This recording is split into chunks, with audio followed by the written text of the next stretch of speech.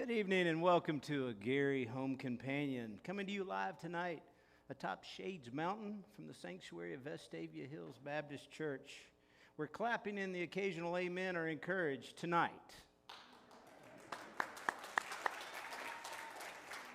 Dr. Beth McGinnis, that was a rousing number. Was that piece from the Methodist Church hymnal? Presbyterian. All right, nice round of applause for Dr. McGinnis. Well, we've got a special show for you tonight. I'd like to ask you a question first. So how many of you in the audience are retired? Let's see a show of hands. Those of you at home, you can raise your hand too. That's quite a few. I'm sure after your big vegetable plate you had at Cracker Barrel today at 4 o'clock, it can be tough to stay awake this late, and we appreciate you being here, and we're going to try to keep the program on track, and we'll have you home before the rooster crows. I'll be the first to tell you, retirement sounds great. You get to sleep in, you get to lay around in your PJs, and probably just wear them all day if you feel like it. You don't even have to remember what day it is, just if you took your pills or not. But for some, retirement can be a bit mysterious. Can leave you asking yourself questions like, what am I going to do? I don't know how to fish or play golf. For those of you watching online, you can submit your questions or your comments in the comments section, and we'll get to those later on tonight. But what does retired really mean? So we decided we would ask some of the kids around here because, you know, they are above average. And we thought, let's hear what they have to say. Can we hear a tape of that, please?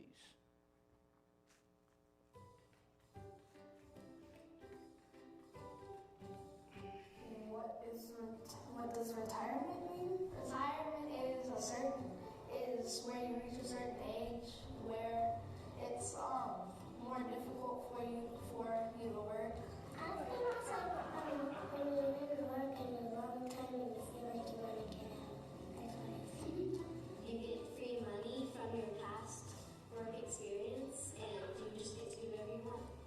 Yeah, it seems fun because you get to go on vacation a lot. You can go places like France and maybe Paris.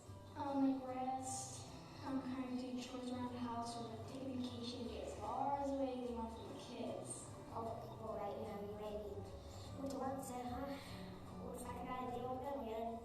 Retirement is when you think, I've done my part and say to your job manager, goodbye, so long. Try to find someone else that's better than me. I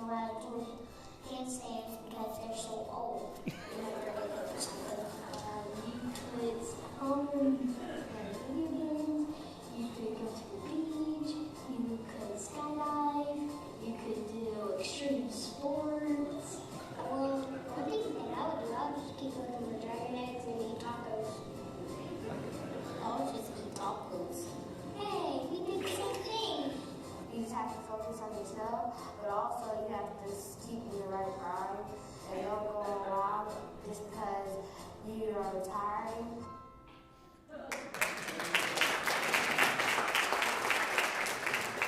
I told you they were above average. I think tacos does sound pretty good.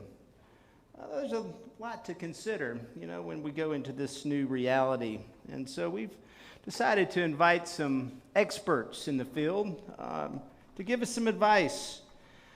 This person just recently left his retirement party, and when he came home, said to his wife, Karen, I'm home forever.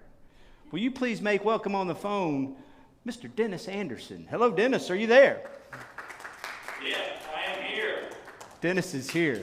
Am I coming through well? We can hear you great. Can you hear me? I can, yes. Oh, look at that technology, folks. Technology. Can we have applause for technology?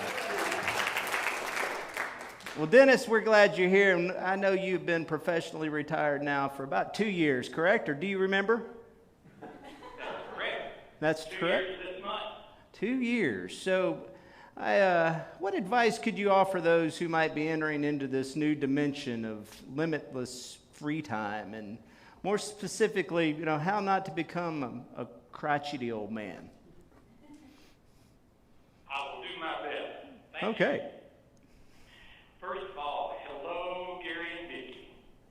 Karen and I send our greetings to you and our joy for you. If you guys take retirement the way that we have, you're going to enjoy it every day. And I must say, Ms. Vicki, it's been a long, beautiful journey as a partner team, ministry team, with you and Gary since that first time that we almost met when you guys were visiting here at the church back in 1993. But we have loved every step of it. And Gary, you and I are one of those ministry teams that seldom gets put together for the length of time that we have. I don't know if you would call us Paul and Silas or Laurel and Hardy. I'm not quite sure. But it's been a good one, and I must say, I want to tell you thank you. Serving with you certainly developed my ministry. You were so kind and gracious to me through the 25 years, more than 25 years that we served together.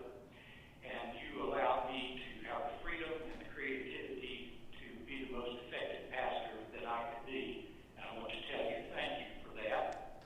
And I hope that in some small way, as I ministered with you, that I helped you to become the most effective pastor that you could be. But over 25 years working together as a ministry team, I think is something to be celebrated. And so I celebrate that, and Karen and I, wish y'all all the happiness in this new direction that you're taking. Well, now, enough of all that foolishness. Let's get to what I came here to do tonight, and that is to give the wisdom of the ancient. All right. We are ready. So that you, Gary, you can be the most effective retired minister that you can. And Vicki, I'm glad you're here because I want you to listen closely, because there may come a time over the next year in which you're going to have to point out to Gary, I was sitting there and Dennis talked about this. And so that way it'll not just be hearsay, you will be able to bolster this. And because of that, I've actually got 10 tips for Gary, the top 10, and I'm going to do them in reverse order. And I've got a bonus 2 for Miss Vicki. So let's get started. We're ready. Okay, top tip 10. Tip number 10. Gary, when you and Vicki did your wedding vows, Vicki took you for better or worse, but she did not take you for hanging around the house all day. Which brings me to a couple of tips for Miss Vicki.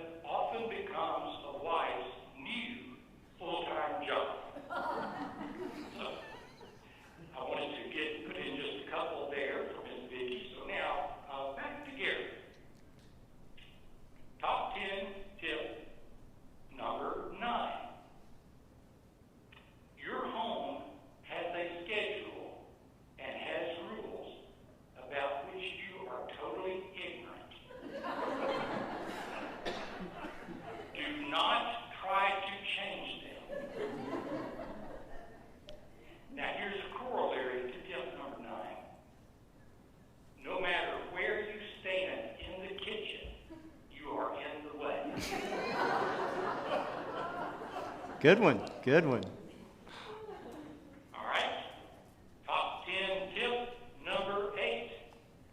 And I can see on the screen, I can see a child sitting behind you. So, Miss Erin, I want you to listen to this and carefully. Gary, be nice to your kids. They will choose your nursing home.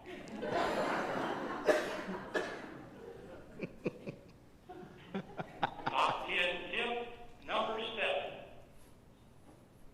Now, in retirement, you can go to bed and get up anytime you want, even several times a night.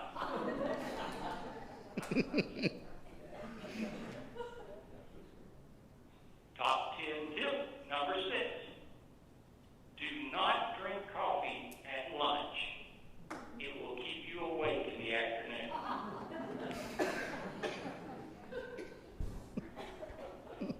Top 10 tip number 5. Don't go off the grid if you don't think you can find your way back.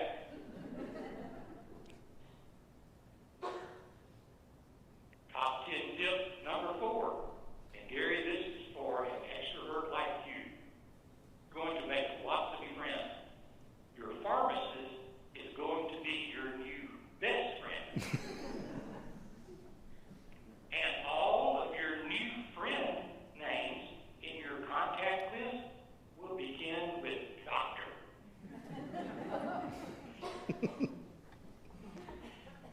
Top 10 tip number 3. Everything hurts. And what doesn't hurt doesn't work anymore. Touche. Top 10 tip number 2. You now have all the answers and all the experience you're ever going to have in your career, but nobody really cares.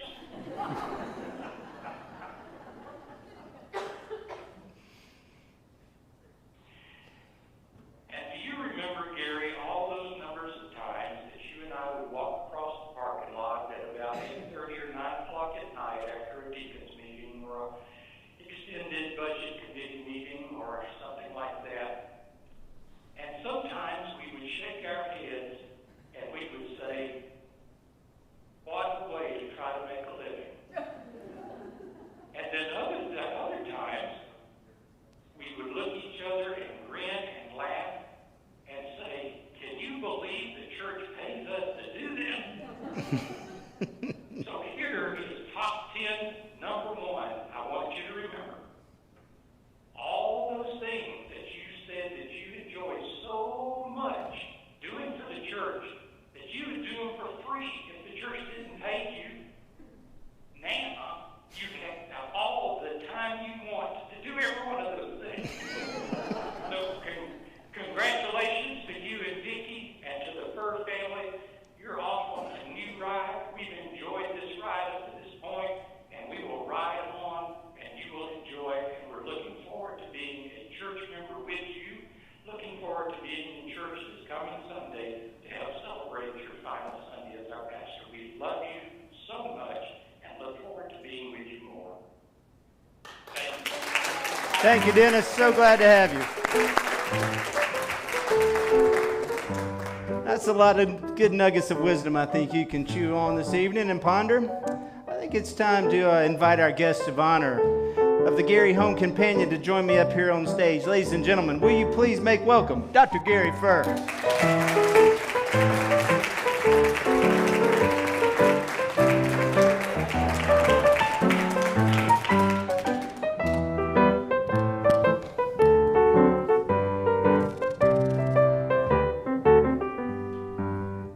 You got some things dragging there, but that's okay. We understand. We understand. It's a symbol of where I am now, this new technology. We can sit for this conversation. I have a few questions I'd like to ask you. And so the word on the street was that you're retiring, correct? That is right, sir. So just to be clear, you are not dying. Not when I last checked. That's great news. Can we have a round of applause for that? Thank you. Can we get an amen? Amen. Amen. Well, you've been a pastor here for 27 years. You've been a pastor for 41 years. Is that correct? That's right. Can I get an amen on that and applause? That means you have preached roughly 2,132 Sundays, give or take a few sabbaticals. Did you ever think on a Saturday night, I have no idea what I'm going to say tomorrow? I've actually had that idea occasionally on Sunday morning when I stood up. Get this thing right. When you first started preaching those 41 years ago, were your sermons always as long as they are now? No comment. They were actually longer. Oh, I'm sorry, I missed that. Yeah. So I understand you and Vicki have downsized. We have. I've heard Vicki is a bit of a pack rat, and now I was wondering how she's done with purging some of her things to make room for your instruments and your books and things. I think you got that turned around, my friend. Vicki is organizer deluxe, and in fact, she is so helpful. She has offered many suggestions of things that I could get rid of. Can you give some more examples of that? Some more examples? Well, if you'll go look on Facebook, my Eastman Archtop Electric is for sale right now. Is that right? And more things are coming, but she's a lot better than I am, actually. She lives economically and efficiently, and I have been a cause of great spiritual growth in her life because of that. I'm sure of that. Well, I know you've got some other exciting news on the horizon. You have a new CD coming out soon entitled Flat Tire on Memory Lane. Yeah. Can you tell us a little bit about that project and how you came up with that title? I needed a title, and I had this black and white picture, and it was from the early 80s or late 70s, but it was my late father-in-law and me and my brother-in-law, Mark, and it's a black and white picture. We're standing by this car like we have a flat tire and I was just thinking about how all of the songs were kind of looking back and reflecting on things, so I thought that would be a great thing, except if I was on memory lane, I would have a flat tire. So I actually got Brent to fix the picture, and he took my brother-in-law out. And we put Mark Weldon in there, who I share the album with. I haven't told my brother-in-law yet, but I'll give him one, and then just say, notice anything different about this picture? That's right. So, but it was mostly a reflective kind of thing. Well, we look forward to hearing that. I was thinking about, I know you write a lot of songs from the heart, but I was thinking possibly you and I could think about maybe remixing some of the classics, doing some cover songs. And I've been working on some titles of some of these classics, like by Carly Simon, You're So Varicose Vein. Or Johnny Nash's classic, I Can't See Clearly Now. I'm already there. Nancy Sinatra, that great song she did, These Boots Give Me Arthritis. Or the Commodores did this great song, Once, Twice, 3 Trips to the Bathroom. Yeah. And the Beatles, I love the Beatles. I Get By with a Little Help from Depends. Or The Who, Talking About My Medication would be good. And I think this could be a really hit, the Rolling Stones classic, You Can't Always Pee When You Want. Okay, so maybe you prefer writing It's songs getting kind of personal now. out of your own life experiences, I guess? Is that kind of the way you like to write songs? It is, yeah. I was intrigued by one of your titles, Will You Still Love Me When I Only Have One Eyebrow? That seems very personal. Can you tell us how you were feeling during this time? And did you discuss this matter with Vicki when you were at such a low point? No. It's just, songs are just songs. And you write about things that are just interesting to you. And I actually saw a guy on TV with one eyebrow that just kind of went straight across. And I thought, well, what would it be like if you had somebody that loved you and they didn't like that, and if they really loved you, though, they would stay with you. So then I got to thinking about when you get old, a lot of things change, and so that's what the song's about. It's as things get different, will you continue to love me? And I put in things about getting older and not doing what you used to be able to do, and getting on Medicare and all that kind of stuff. As a matter of fact, I just got my Part B Medicare today. This is exciting. We've been, the other day, we actually called in to get that straightened out. I called and Vicki called at the same time, not knowing the other one was. And so I talked to a young man who fixed it online. Vicki talked to a woman who said, I cannot do anything about this until you fill out this form, and she sent it to her, and she sent it to me. And so we sent that form in for the third time. And, but it's all fixed. We got our cards today, so we're set. Yeah. It's worth an applause. I intend to have a medical problem next week. I bet our audience here would like to hear, Would You Still Love Me When I Only Have One Eyebrow? Would you all like to hear that song? Okay. Would you play it with me? Yeah. All right.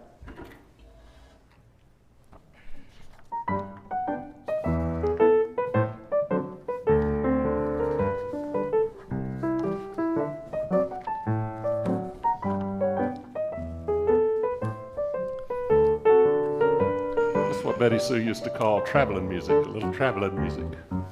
I am having a hard time with my little microphone here. Okay, there we go. Just can't get it fixed on this ear. So give me just a moment. There we go. Okay.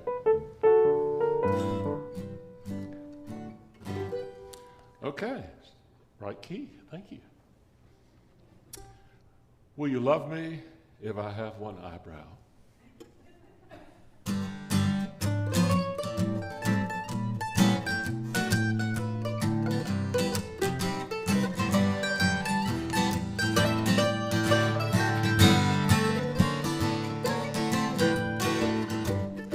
Still love me, even though I can't do what I used to. I take a lot more medicine when I can still remember to. Will you stick by me anytime and anyhow? Will you still love me if I only had one eyebrow? As we hurry down the highway, I won't insist on having my way. I marvel that you married me without knowing I'd atrophy. Well, as my eyebrows start to grow together, they might look like a caterpillar. Well, will you love me even if I only had one eyebrow? Still love me, though my filters don't work quite as well. And when my knees begin to ache because my cartilage has failed, and I can't remember what you said, I shouldn't tell the kids on the phone. Well, will you love me when I only have one leg to stand on? When a light bulb needs to be replaced, it takes both of us just in case. One to change it, the other hold on. Steady the ladder and call 911. Well, when we get back from the ER, how about some bacon, toast, and eggs? Well, will you love me when I only have one good leg to stand on? So let's sell the house, get something small, not much maintenance at all. Ride off in the sunset in matching chairs, sign up for Medicare. Well,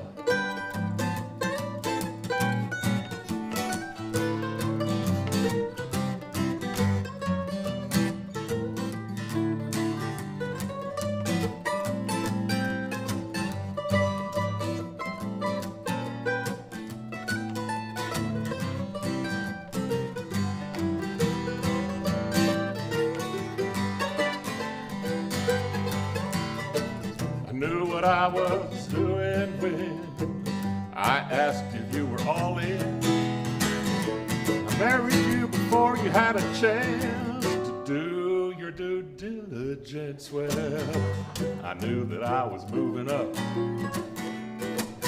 When you're moving in, well, if you get the choice, will you do it all again? Would you take a mulligan? Cut your losses and would you do it all again?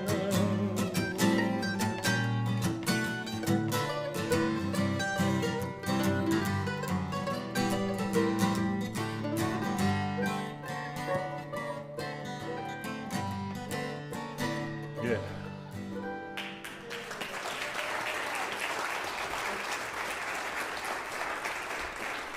Well, thank you very much. That's a great song. I think there's a lot of interesting stories in that we could dig in. But I want to ask you about another person that was in one of your songs that was one of my favorite tunes that you've written. It's about your Aunt Johnny. Can you tell us a little about her? Has she finished all of her community service?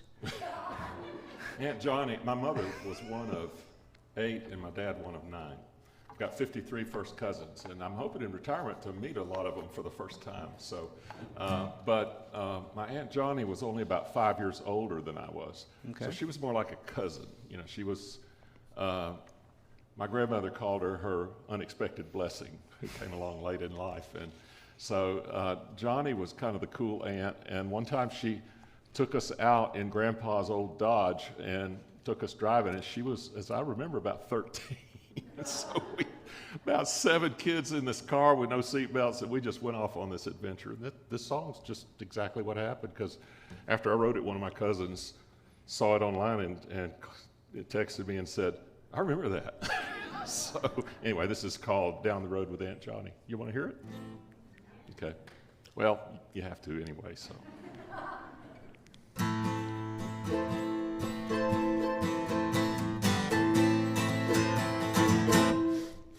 Hop in the Dodge, pedal to the floor, down the old dirt road next to Grandpa's store, a hole in the back seat floor and the road goes by. And Johnny starts laughing and so do I. Walk down the right road with Aunt Johnny, jump the railroad tracks with Aunt Johnny. It's 3/4 scary and 1/2 funny. Better hold on for your dear life, honey. Riding down the dirt road with Aunt Johnny. Well, Aunt Johnny's not much older than us.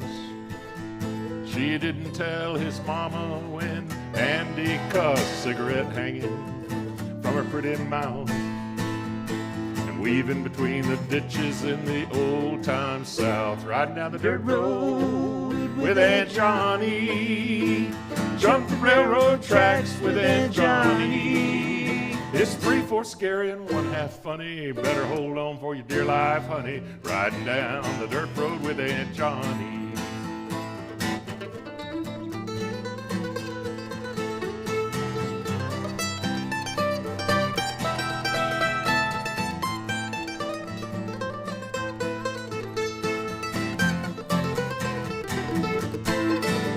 Rocks go flying to and fro. Dust clouds tell the whole world where we go. Mama don't care, Daddy don't know.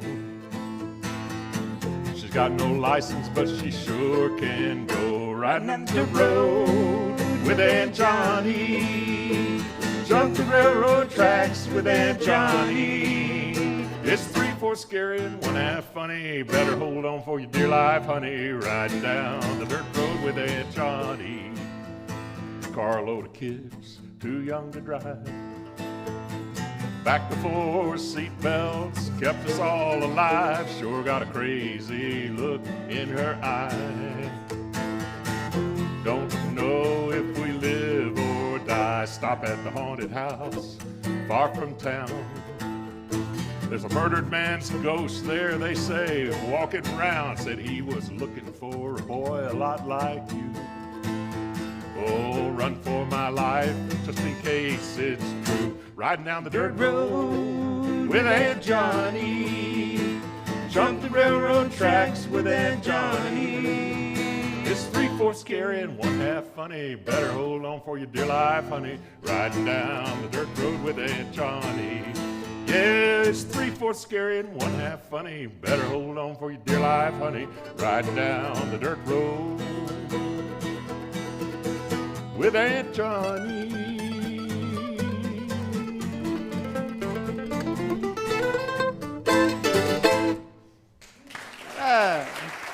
Thank you. Well, this portion of our show is brought to you by Powdered Milk Biscuits.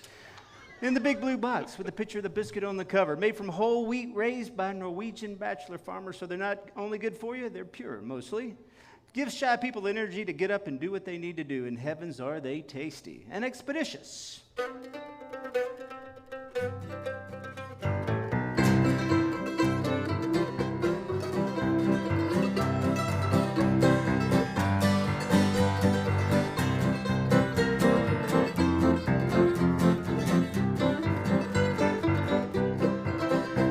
Well, has your family tried them powder milk? Has your family tried them powder milk? Well, if your family's tried them all, you know you're satisfied them. They're the real highlight powder milk. She'll be coming around the mountain when she comes. She'll be coming around the mountain when she comes. She'll be coming around the mountain. She'll be coming around the mountain. She'll be coming around the mountain when she comes. Well, she'll be riding 6 white horses when she comes. She'll be riding 6 white horses when she comes. Or she'll drive one of her Porsches that she got from her divorces. We can't wait until we see which one. We will all go to meet her when she comes. We will all go to meet her when she comes. We will see what she is wearing and how many pounds she's carrying if she brings a new man when she comes.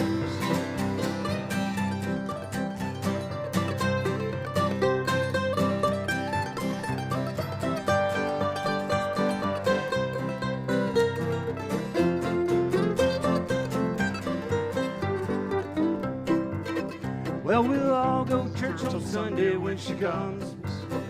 Yes, we'll go to church on Sunday when she comes. Then we'll go out to dinner with the Methodists and the sinners. We'll all go out to dinner when she comes.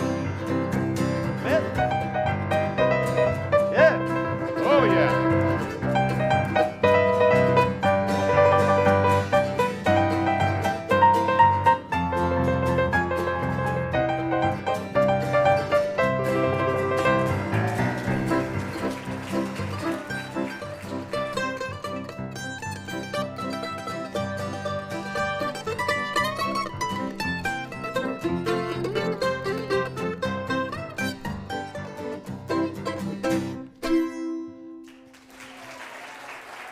Give me that old-time religion. Give me that old-time religion. Give me that old-time religion. It's good enough for me. Well, it was good for Paul and Silas, but they didn't have the virus. They worshiped without wireless. That's good enough for me. Old-time religion. Give me that old-time religion. Give me that old-time religion. It's good enough for me. It was good for our mothers. It was good for our mothers. Fathers, sisters, and brothers. It's good enough for me. Makes me love everybody. The lowly and the snotty, mountain brookers with their toddies. Oh, it's good enough for me. Give me that old-time religion. Give me that old-time religion. Give me that old-time religion. It's good enough for me. Oh.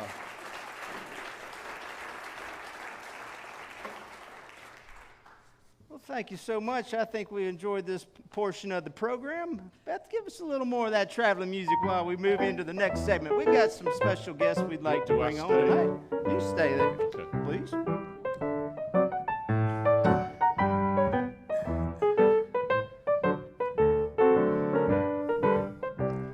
Y'all doing all right?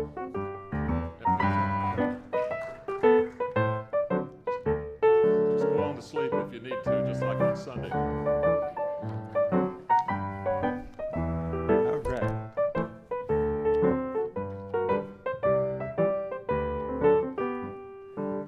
Well, we know all of our children here at Vestavia Hills are above average, and I'm sure your children and grandchildren are no exception. Exception. So we have a special message, I believe, from your daughters that we'd like to play for you now. Can we roll that footage, please?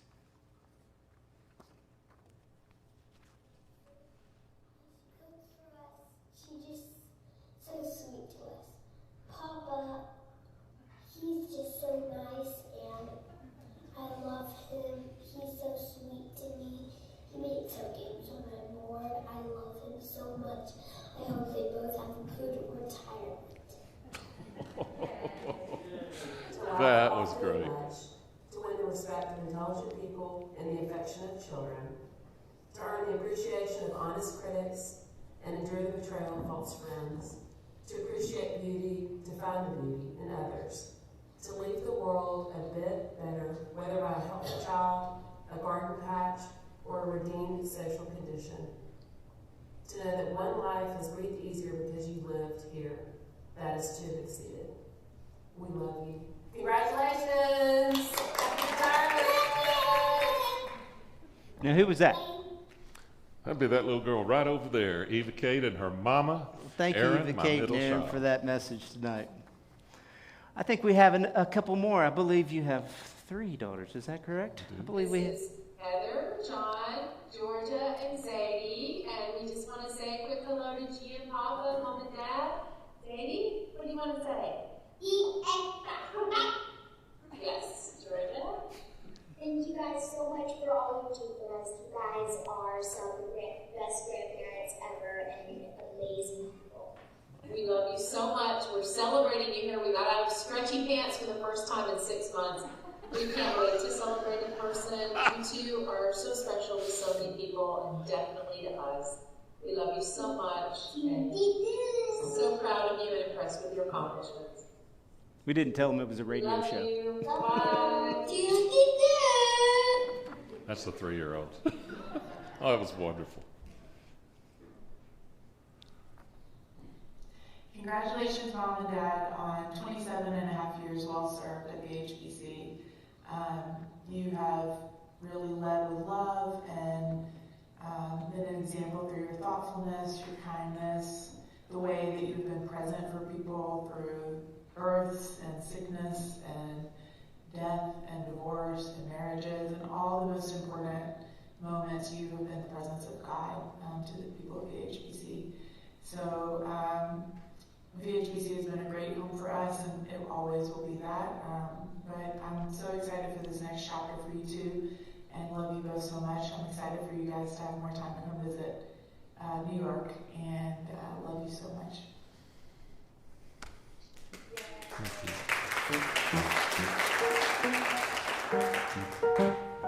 Just as you've been a friend and spiritual mentor to so many of us, Gary and Vicki, we wanted to ask some special guests to join us tonight. Unfortunately, they weren't able to attend in person, but through the miracle of cell phones and the technology that we're just rocking tonight, can you believe it? We invited them to join us tonight. I believe this first caller on the line was your and Vicki's religion professor at Carson Newman College. Would you all please make welcome Dr. Buddy Sheridan? Are you there? Hello, Buddy. Hello. Hey, Buddy. Well, welcome. We're glad to have you here. I'm here with Gary and Vicki and lots of folks here in the sanctuary. We wanted to invite you just to say a few words and tell us some stories or whatever you have on your mind about to Gary and Vicki. Well, Gary, I saw you and Vicki It's been a joy to watch you two in between these graduations. You know what is really difficult to get your head around is how quick a trip it is from one graduation to the other, from Carson Newman to Vestavia Hills. But it has been my great honor to watch your journey and to applaud you from the galleries. One of the joys of retirement is that you get to read what you please rather than to read for Sunday or Wednesday night. You will read novels you want to read and haven't been able to because you had to preach a sermon or do a Bible study.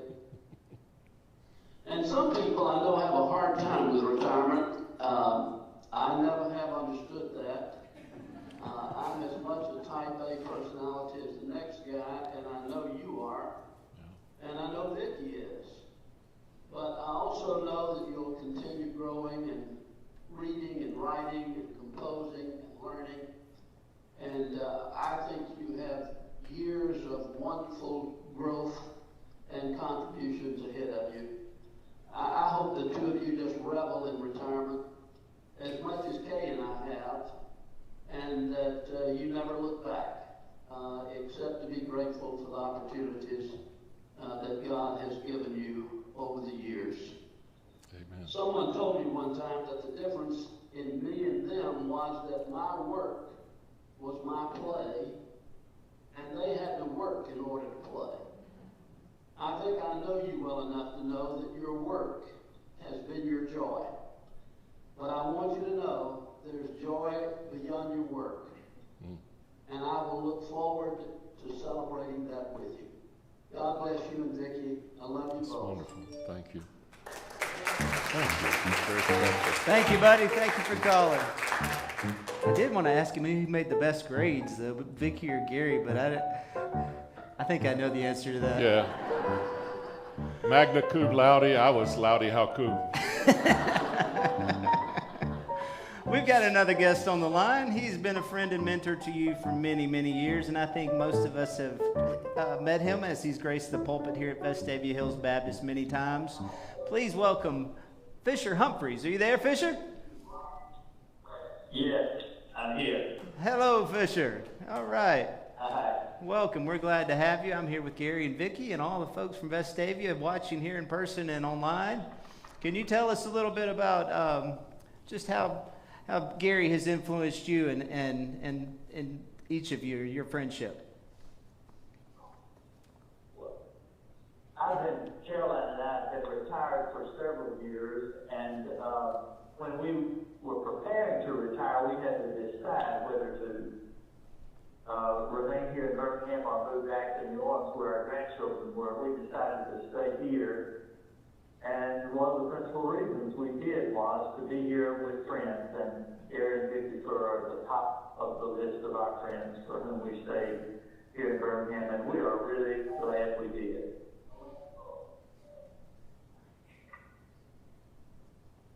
Well, we are glad you did as well. And any words of wisdom for Gary and Vicki as they enter this new portion of their life in retirement?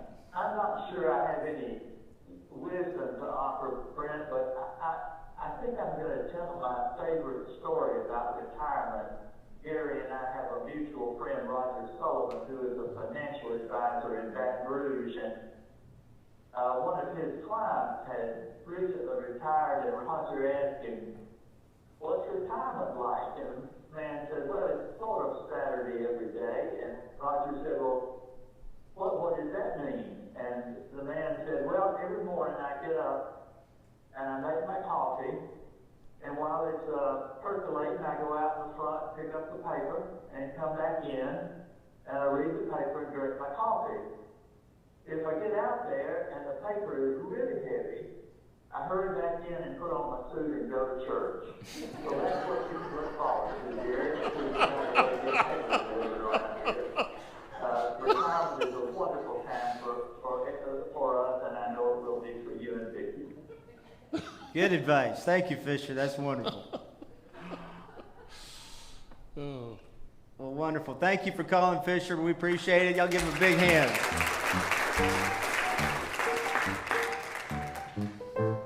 Well, I think this next caller goes back almost 28 years ago, maybe even further. He was the interim pastor here at Vestavia Hills Baptist. Before you began your ministry, would you all please make welcome Paul Baisden. Hello, Paul. Hello. Hey, all right. Glad you're here. We can hear you great. Good. Can you hear me okay? Sure. I want to thank you, Gary and Vicki, for a great couple of decades of friendship. Gary, you commented recently that during our years in Birmingham, pastoring sister churches, we didn't have much time to build a friendship because of children and ministry needs. But in the 2 decades I've been back in Texas, I count you one of my closest, most meaningful friends. I think you are the most unique combination of creative, psychological, theological, musical, and country folk that I have ever in my life met. And I close with one story. First time I met you, summer of 1991, Fisher Humphreys invited us to a Trinity group meeting in South Alabama. I drove down with Fisher from Birmingham. You came over from Blakely. We hung out together, and I have one memory that makes me laugh. We were about to leave, and we decided to eat as a group of 5 of us at a barbecue joint, a little hole in the wall. And everybody ordered their food, and then when the server brought your sweet tea, it was the largest serving of sweet tea I'd ever seen. I would say it was probably 64 ounces and was essentially in a pitcher. You were getting ready to drive to Blakely, and you looked at that glass, and after she walked away, you said something that I have repeated 100 times since. 4 simple, immortal words. That's too bladder's full. And that's when I knew we would be friends. Thanks, buddy. Congratulations. Lots of love from Texas up to you. All right. Thank you, Paul. That was great. So did you finish the tea? No, I drank half of it and went on back. Okay. So, Probably a good idea. It's a long I know ride. myself. Well, we've got one more caller on the line. I think you will recognize. I think it's safe to say these two are probably the most responsible for you being here tonight. Will you please say hello to Al and Shirley Furr? Hello. Mom and Dad. Mom and Dad, you there? Give them a minute. Hello, Shirley and Al? Hey. Hey, I'm here with your baby boy. Well, we're going to tell Gary. Am I ready? We're ready. Let her go, Mom. Okay.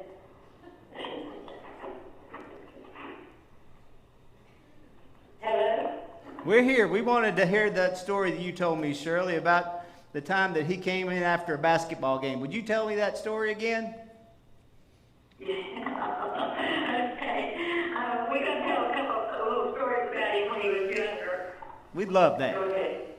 When Gary was about 6 years old, we had gone over in the city to visit friends. And when we were leaving their house, we had to cross a very busy street. And I was carrying our 1-year-old son, and Shirley had our middle son by the hand. And Gary, when he got ahead of everybody else, of course, and he started to cross the street. A car was coming,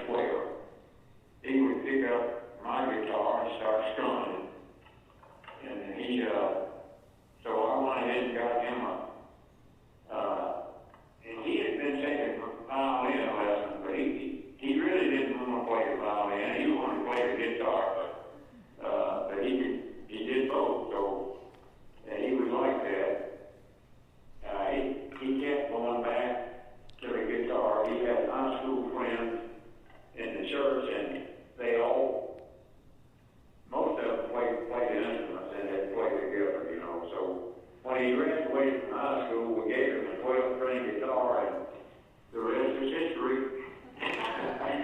I saw him play that guitar the other night. Yes, about Gary's ministry. God blessed us with 4 smart children to raise. They have 4 different personalities, with 4 different ways in life, job opportunities, from minister to CPA to retail real estate to medical. But we know who the minister is. So I want to tell a little story about him. Early in 1971, I decided to take my 4 children to North Carolina to see my mother. Gary had his permit and was going to help me drive. This was a rough trip that was not the easiest drive from Ohio through Kentucky, Tennessee, and North Carolina. And Interstate 40 was not an interstate at that time, through the mountains. And it was waiting for Gary to work on it while he was in college. On our way back home, Gary told me he had an appointment with our pastor where we were members. The next day, he went to see him. When he came home, he told me, I told the pastor I felt I wanted to go into the ministry. And after we prayed, I had my answer. I stood there quiet, not saying anything and thinking. And Gary said, you aren't happy. You would rather go into something where I could make a lot of money. But what I was really doing was thinking what to say. And I said, it has to be a decision between you and God.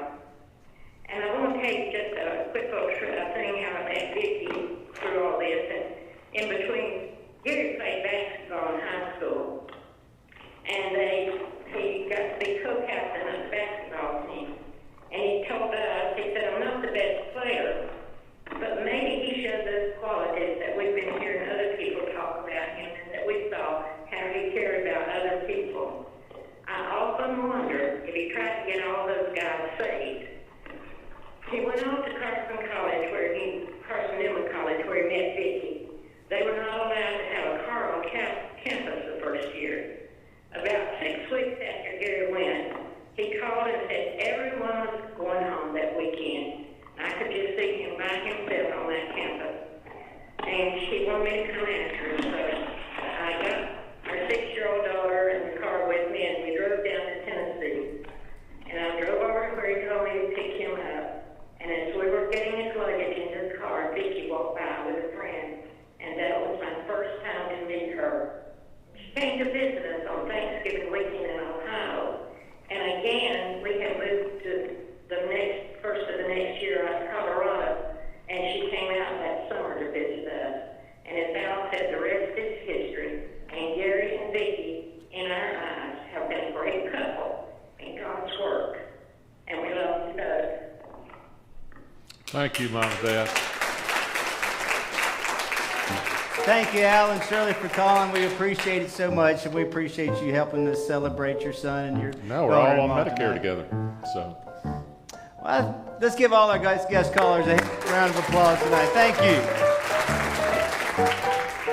Well, we've got another surprise for you tonight. I think with retirement, you probably will be making some changes in your life. I think it's safe to say, and we wanted to help assist you and Vicky with that transition. So as a token of our appreciation, we have asked the voice of the Alabama Crimson Tide, can I get an amen, to record a new message for your answer machine.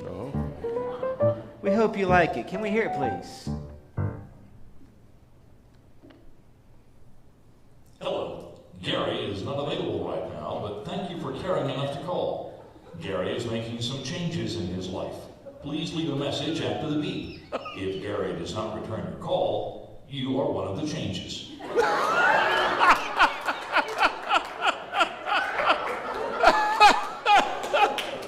I love it. Not often can you get the voice of Crimson Tide to record There's a machine. Well, we come to the portion of the show where the audience, you, get to ask the questions. So if you have a question to ask, we have a microphone right here that you can come up to. Also, Tyler has been manning the social media page tonight. Have we been getting blasted with questions tonight? Sure, lots of questions there that we'd love to hear. So any of you would like to come up now? Or Tyler, do you have some that have been submitted that you want to ask for us? This is actually a staff question from one of the ministers I will not disclose, but will you teach 7th grade Sunday school?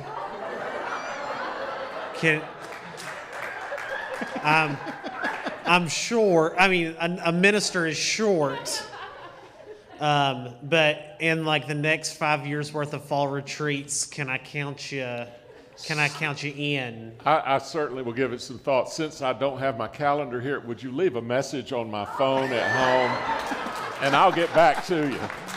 I'm a millennial. We don't use phones for that anymore, so I'll take that as a yes.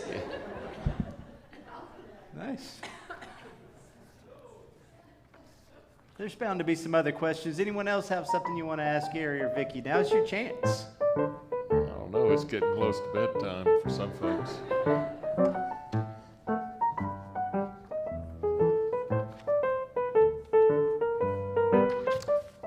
They've done a great job tonight, though, haven't they? Boy, it's wonderful. Well, I have a couple of questions I could ask from Madeline Taylor sent in a question, and she would like to know why you chose to play the guitar. Obviously, the fiddle didn't work out, I think. But how old were you when you started, and how many guitars do you now have? You need to close your ears on this one, Vicki, okay? And do you have a favorite song? Do you have a favorite song that you wrote? A favorite song, okay. That I've written or that I love anywhere? I think a song that you wrote. Oh, okay. I have several guitars. I just would have to stop and count. Several. I think it's six. I've still got the 12-string my mom and dad gave me in 1971. And I courted Vicki with that one, and I would sing James Taylor songs to her, and she tells people, I thought I was getting James Taylor, and I ended up with Ricky Skaggs. So anyway, and I just started playing at 9 or 10, and back then the Beatles had come along, and every guy wanted to be one of the Beatles because the girls liked it. And so, I got interested, but my dad played. He had this old Sears Silvertone electric guitar that if you played it barefooted in the garage, you'd get electrocuted. But I love playing that, and just, I don't know, the big turning point was getting around really good playing friends in high school. Mm-hmm. And so I wanted to learn what they could do, and just, just kind of went along. Well, Judy Pittman asks, will you continue to perform your music in the Birmingham area after retirement? I guess from time to time, yeah, as there are opportunities, and if I get vaccinated, I think nobody's performing right now. I mean, this is the first time I've done anything anywhere in a year like this. So, but yeah, there will be things out there that I'll do. So this is not the time to tell our wives that we're buying a van and going on tour up the East Coast? No. Vicki remembers I had a great band in college. I mean, we were really good. And we booked a tour in 3 states over spring break, and we broke up the band after the tour in 1 week. We couldn't stand each other. We rode in that van for 5 days, and we could not stand each other. And so after 3 months of retirement, I might be encouraging. Now this is the other thing. So that thing about being in the kitchen and being in the way that was a wise thing. Very wise. Lots of good moments there. I do take up a lot of space. So. Tyler, you have some? Yes. Somebody wants to know what is your most embarrassing moment in ministry. As many details as possible. Oh, I forgot to tell you my favorite song that I've written. It probably would be Daddy Never Said. One of the first songs that I wrote. One of the most embarrassing moments in ministry. Vicki can probably call that up. The flesh-colored waiters. Oh, yes. I did a baptism in Blakely, Georgia, and I had these sort of light canvas waiters, and Vicki had made a robe for me, but it popped open in the front while I was standing there, and it looked like flesh under there. And the whole church thought I had flashed them during the baptism. I was not embarrassed at the moment. I was just up there just having a great time. But Vicki and the children were down below the pew, just, oh my goodness. Yeah, I'd have to say that was that one and the time in Texas when I never used this again in a sermon. I had, you have different points. Nobody knows the optimal number. Clyde Fant said every sermon should have at least one. And, but I had 4 points in the sermon, but I was saying the word parts. And the first part, and I got to the third one, and I reversed the first letter on the 2 words. And it was the porth fart. And the youth are always sitting with their heads down. The whole row came up all at once. It's like, did you hear what he just said? So I put that up there. Right, that would be up there with them. Well, I know we're getting close on time, and you all are getting really sleepy looking. So I want to maybe ask one more question, and then I think I'd love to see if you play us another song tonight. Do you have one that you could close us with? Yeah, I'll close with something short. Well, let me see here. What was the most unique baptism you've ever performed? The most unique baptism you've ever performed? That would have to be in Blakely, Georgia also. Claire Mosley came over from the Methodist Church. In our church there, you had to get baptized by immersion. And so she wrestled with that for a long time, but she and David loved me a lot, and she wanted to join the church. So she decided she would go ahead and be immersed. So the Sunday, but she talked to me about it and the ambiguous feelings, as we all do. It's just such a mixed up thing in history of the church. But so when it came time to be baptized, she was coming up the stairs. We only had one way in, and I turned around, and she was wearing swim fins and a snorkel.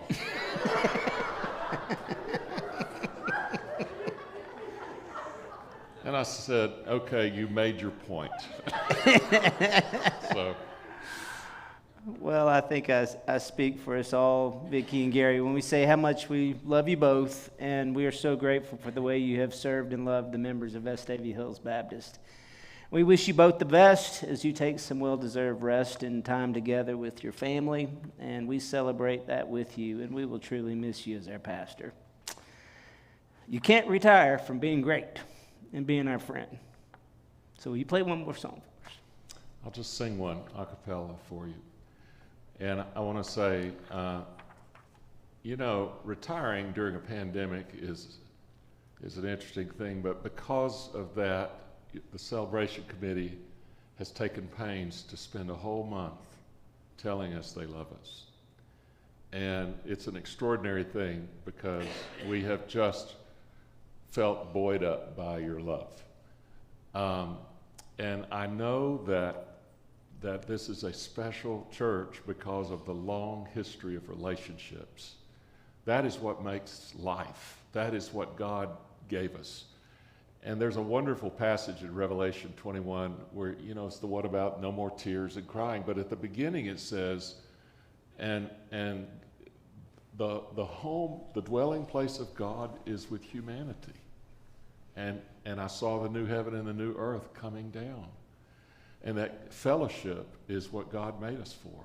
And that's the destiny of humanity that God offers us. And it's just a beautiful image. And when the church goes best, being who it is, it feels like an anticipation of heaven. It's like there's just a little taste of what heaven will be like. And so we love you. And we have just been churned up with all of our love. I was telling a new pastor here in the community today, who I'm offering some books to because I can't get them all in the house. And I told this person, they said, how do you feel about retiring? I said, I love everything about the ministry. What you realize is there's just so much of it. And retiring is only about saying, it's time for somebody else to come do this now. But I have loved my 27 and a half years here. I wouldn't take anything for this. I never thought I would stay here all this time. I'd never lived anywhere longer than 7 years. And look, you have become my home. And so with that, I want to close with a little song that I've sung my children, I've sung my grandchildren, trying to get them to sleep in the middle of the night. And it's the song Garrison Keillor sings often. And when I went to Tuscaloosa to hear him many years ago, he was standing over close to us singing this. It's one of the great thrills of my life. It's Tell Me Why. If you know it, you can sing along. Well, we're not supposed to sing, so think it. Tell me why the stars do shine. Tell me why the ivy twines. Tell me why. What's next? The sky is blue.